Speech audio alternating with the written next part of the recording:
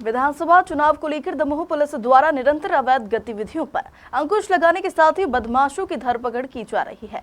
इसी क्रम में बटियागढ़ पुलिस के हाथ बड़ी सफलता लगी है, जिसमें पुलिस ने 2 हथियार तस्करों को गिरफ्तार कर उनके कब्जे से एक देसी कट्टा सहित हथियार बनाने की सामग्री बरामद की है।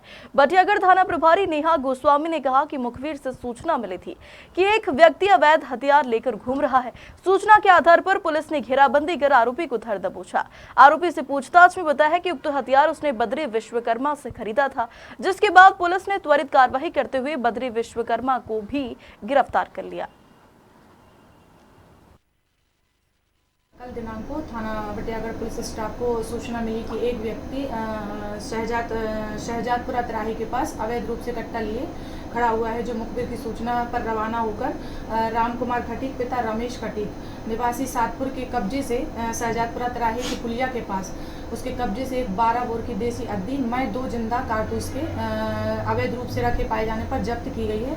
जो उससे पूछताछ की गई उक्त अद्दी के संबंध में, जो उसने बताया कि उसके द्वारा बद्री सनोफ रमेश विश्वकर्मा निवासी शगरोन से क्रय करना बताया।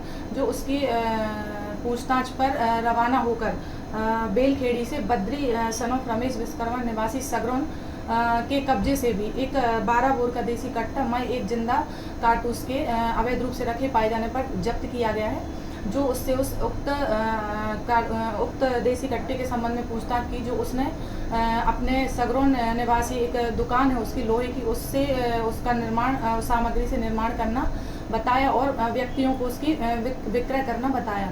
जो रवाना होकर उसकी सगरोन स्थित जो कृषि यंत्रों का वो निर्माण करता था, उसकी उस दुकान पर रेड कार्रवाई की गई। जो उसके कब्जे से जो उक्त देसी कट्टे थे उनको बनाने की सामग्री जब्त की गई है। आरोपी पुरुष से आतन आरोपी थे।